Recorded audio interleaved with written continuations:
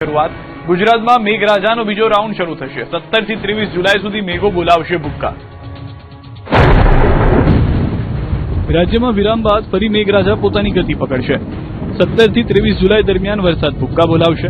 હવામાન નિષ્ણાંત અંબાલાલ પટેલે વરસાદની આગાહી કરતા કહ્યું કે સોમવારથી મેઘરાજાનો બીજો રાઉન્ડ શરૂ થશે। 13 અને 14 જુલાઈએ બંગાળ ઉપસાગરમાં સિસ્ટમ બનશે, જેના કારણે વરસાદી ઝાપટા પડશે। એટલું જ નહીં, અમદાવાદમાં રથયાત્રાના દિવસે મેઘરાજા પોતાની હાજરી પુરાવશે। 17 અને 18 જુલાઈના બીજી એક સિસ્ટમ બનશે, જેની અસરના કારણે ઉત્તર ગુજરાતમાં ભારે વરસાદ પડશે। 22મી બાદ દક્ષિણ ગુજરાતમાં મેઘો જામશે। 24 થી 26મી જુલાઈ સુધી 2 દિવસ પૂર આવે એવો વરસાદ પડશે।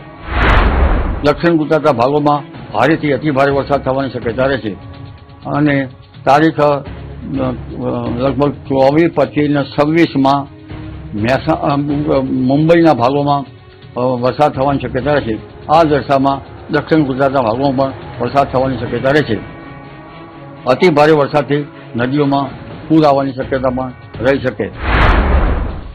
આ તરફ 27 થી 30 જુલાઈ સુધી સૌરાષ્ટ્રમાં જામશે વરસાદી માહોલ। અંબાલાલ પટેલે આગાહી કરતા જણાવ્યું છે કે દ્વારકા, પોરબંદર, જામનગર, કચ્છમાં પણ મેઘો તૂટી પડશે।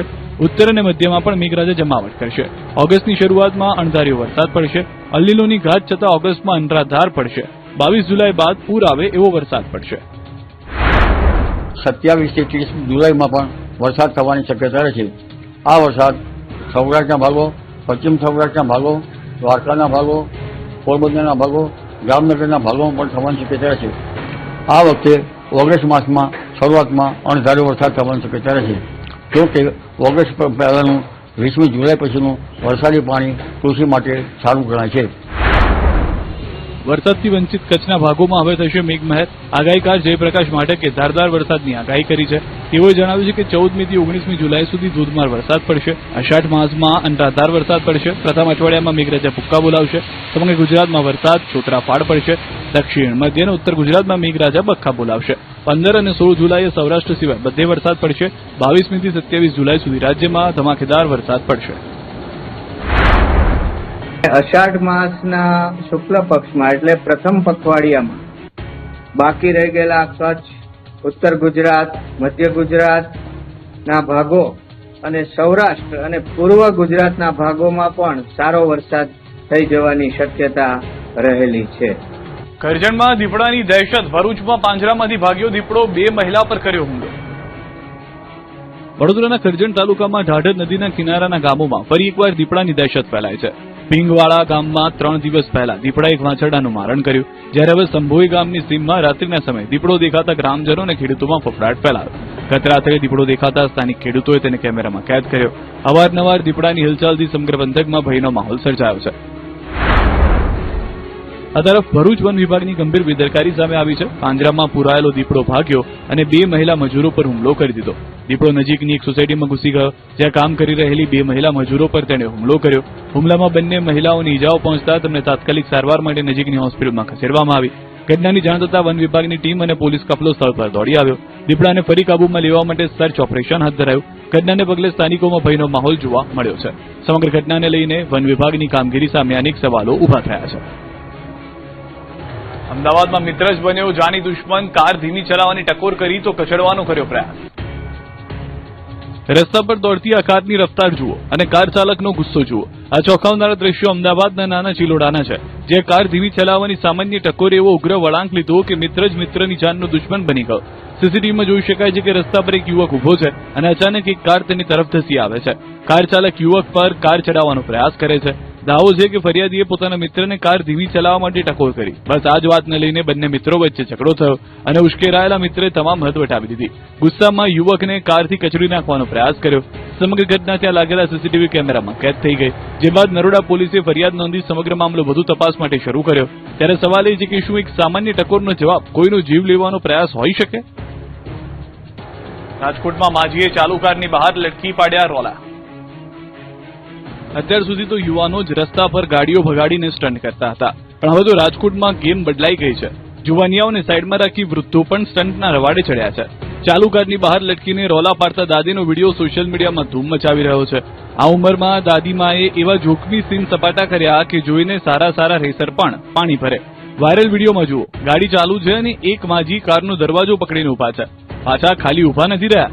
રસ્તે ચાલતા લોકોને એવી રીતે હાથ હલાવીને અભિનંદન ઝીલે છે જાણે કોઈ ચૂંટણી જીતીને મોટો રોડ શો કરી રહ્યા હોય.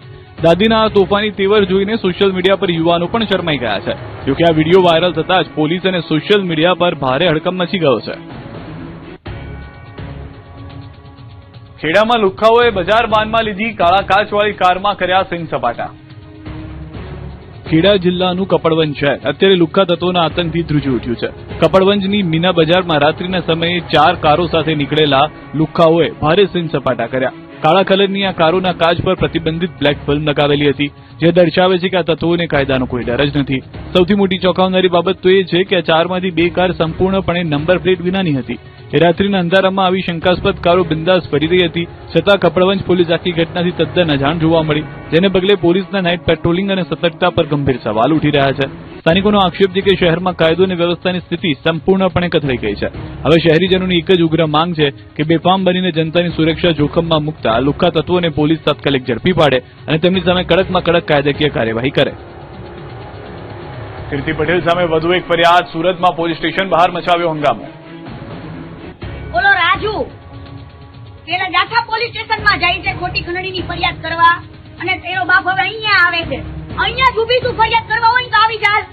હા, એટલે હું મારો બદનામીનો દાવો દાખલ કરું. છોકરીને બદનામ કરો છો અહીંયા આગળ આવીને. હાલી છૂટા છો અને અહીંયા કોઈ ફરિયાદ લે કે હું જો મારી ફરિયાદ દાખલ કરો. આખે આવી પોલીસ સ્ટેશન પછી રાજુનો બાપ આવે ને તોય આવાજ થાય. હવે અવારનવાર વિવાદોમાં રહેતી સોશિયલ મીડિયા સ્ટાર કીર્તિ પટેલ ફરી એકવાર કાયદાના ચક્રવ્યૂહમાં ફસાઈ છે. સુરતના પુણાગામ પોલીસ સ્ટેશન બહાર કીર્તિ પટેલે રાડારાડી કરી વિડીયો બનાવ્યો. ભાવનગરના બોડા ગામના સરપંચના પતિ અને વેપારી રાજુ ભમ્મરે કીર્તિ પટેલ અને ભાવનગરની સસ્પેન્ડેડ મહિલા કોન્સ્ટેબલ નૈના બારૈયા સામે તેમના પરિવારની સોશિયલ મીડિયા પર ભયંકર બદનક્ષી કરવા અને ધમકી આપવા અંગે ફરિયાદ નોંધાવી છે. ફરિયાદ નોંધાયા બાદ કીર્તિ પટેલ પુણાગામ પોલીસ સ્ટેશનની બહાર ઉગ્ર સ્વરમાં બોલતી અને બૂમો પાડતી જોવા મળી. વિડીયોમાં તેણે પોતાના વિરુદ્ધ નોંધાયેલા કેસને ખોટા ગણાવ્યા અને જાહેરમાં કહ્યું હતું કે હવે એક પણ ખોટો કેસ સહન નહીં કરે. તેણે ફરિયાદી રાજુભાઈને ખુલ્લો પડકાર ફેંકતા કહ્યું કે જો ફરિયાદ કરવી હોય તો તે પોલીસ સ્ટેશનની બહાર જ ઊભી છે અને સામે આવીને વાત કરે. સાથે જ પોતાની સામે થયેલી કાર્યવાહી બદલ સામી બદનક્ષીની કાર્યવાહી કરવાની પણ ચીમકી ઉચ્ચારી. ફરિયાદી રાજુ ભમ્મરના જણાવ્યા મુજબ તેઓ અગાઉ મહિલા પોલીસ કોન્સ્ટેબલ નૈના બારૈયા સાથે આશરે 21 મહિના સુધી લિવ ઇન રિલેશનશીપમાં રહ્યો. સંબંધ પૂર્ણ થયા બાદ નૈના બારૈયાની ઉશ્કેરણીથી જ કીર્તિ પટેલે તેમના અને તેમના પરિવાર વિરુદ્ધ સોશિયલ મીડિયા પર અભિયાન શરૂ કર્યું. ફરિયાદ મુજબ આ સમગ્ર ઘટના પૂર્વ આયોજિત કાવતરાનો ભાગ હોવાનો પણ આક્ષેપ થઈ રહ્યો છે. રામ મંદિરની જેમ અંબાજીમાં પણ દાન ચોરી. ભંડારામાંથી કર્મચારીએ ચોરીનો કર્યો પ્રયાસ. વિશ્વવિખ્યાત અંબાજી મંદિરના ભંડારામાંથી ચોરી થવાનો પ્રયાસ થયો. આ ઘટનાના સીસીટીવી સામે આવ્યા. તેમાં જોઈ શકાય છે કે ગણતરી દરમિયાન જ 1 લાખથી વધુની રોકડની ચોરી કરવાનો પ્રયાસ હંગામી કર્મચારી કરી રહ્યો છે.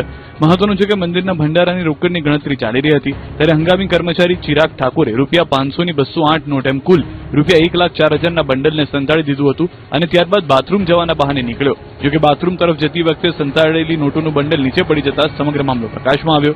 અન્ય કર્મચારીની નજર પડતા તેમણે તાત્કાલિક અધિકારીઓને જાણ કરી, જેના આધારે કર્મચારીને ઝડપી લેવામાં આવ્યો. ઉલ્લેખનીય છે કે સમગ્ર મામલે અધિક કલેક્ટરે ફરિયાદ નોંધાવી છે ત્યારે પોલીસે ચિરાગ ઠાકોર નામના યુવક